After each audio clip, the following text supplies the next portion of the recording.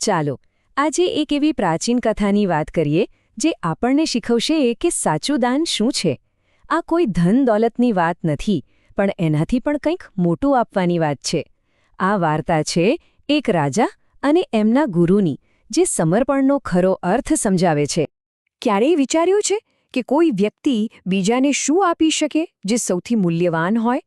શું એ સોનું, ચાંદી કે પછી રાજપાટ છે, કે પછી એનાથી પણ વિશેષ કશુંક છે? આ વાર્તા આપણને એક એવા ત્યાગ વિશે વિચારવા પ્રેરે છે જેની આપણે કદાચ કલ્પના પણ ન કરી હોય.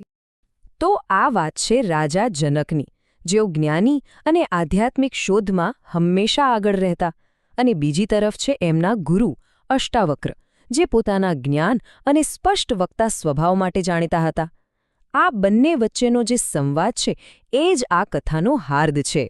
રાજા જનક તો જુઓ, એમણે પોતાની સૌથી મોટી, સૌથી કિંમતી વસ્તુ, આખું સામ્રાજ્ય એમના ગુરુના ચરણોમાં ધરી દીધું. પહેલી નજરે તો એવું જ લાગે કે આનાથી મોટું દાન તો શું હોઈ શકે, બરાબર ને? પણ ગુરુને આ બધામાં ક્યાં રસ હતો? એમણે તો એક સીધો સાધો પણ એવો ગહેન સવાલ પૂછ્યો કે આખી વાત જ ફરી ગઈ. એમણે ભેટ પર નહીં, પણ ભેટ આપવા પાછળના વિચાર પર, એના મૂળ પર ધ્યાન દોર્યું.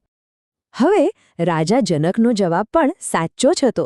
એમણે કહ્યું, મનથી. સાવ સાચી વાત. કોઈ પણ સંકલ્પ તો મનથી જ થાય ને.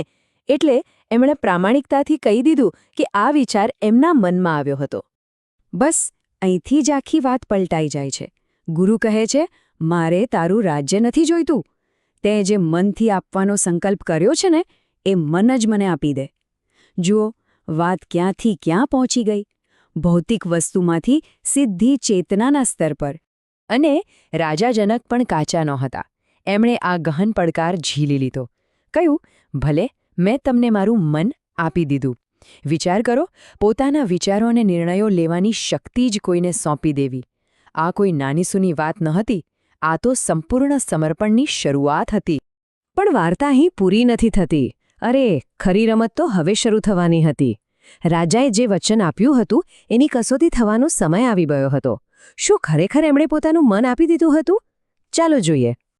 થોડીવાર બધું શાંત રહ્યું, અને પછી રાજા જનક એમ જ સહજ રીતે ઊભા થવા ગયા. સાવ સામાન્ય ક્રિયા નહીં, પણ આ નાનકડી વાતમાં જ આખી કથાનો સાર છુપાયેલો હતો. ગુરુએ તરત જ એમને ટોક્યા. કહ્યું, ક્યાં ચાલ્યા? ઊભા થવાનો વિચાર કોણે કર્યો? મને જ ને. અને એ મન તો હવે તારું નથી, એ તો તે મને આપી દીધું છે. લો, હવે રાજા બરાબર ના ફસાયા, પોતાની જ જાળમાં. ગુરુનો તર્ક એકદમ સીધો અને સચોટ હતો. જો, પહેલી વાત, કોઈ પણ કામ કરવાનો વિચાર મનમાં આવે. બીજી વાત, રાજાએ પોતાનું મન ગુરુને આપી દીધું હતું.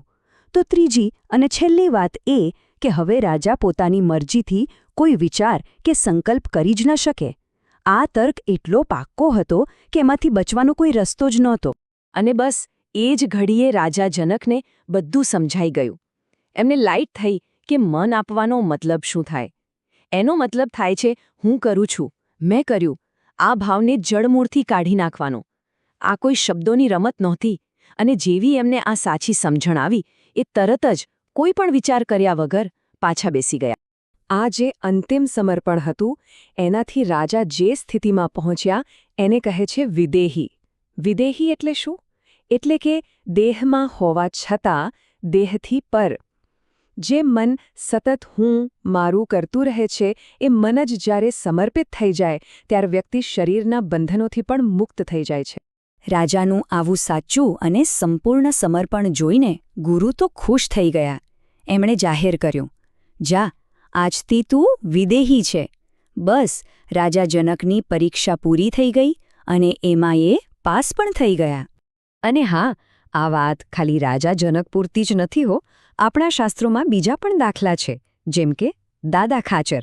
એમણે તો પોતાના ગુરુને તન, મન, ધન બધું જ આપી દીધું હતું, અને એ પણ આ જ વિદેહી અવસ્થાએ પહોંચ્યા હતા. મતલબ કે આ કોઈ એક સમયની વાત નથી, આ તો એક શાશ્વત સત્ય છે. તો આખી વાતનો સાર શું છે? એ જ કે આપણને બાંધનારી સૌથી મોટી સાંકળ આપણું પોતાનું મન જ છે. કદાચ આપણી પાસે આપવા માટે કોઈ રાજ્ય નથી, પણ આપણા વિચારો છે, આપણો અહંકાર છે, આપણી ચિંતાઓ છે. તો ચાલો વિચારીએ, આપણા મનનો એવો કયો ખૂણો છે જેને આપણે સૌથી વધારે વળગી રહ્યા છીએ? શું છે એવું જેને છોડવું આપણને સૌથી અઘરું લાગે છે? આ કથા આપણને બસ આ જ સવાલ પૂછે છે.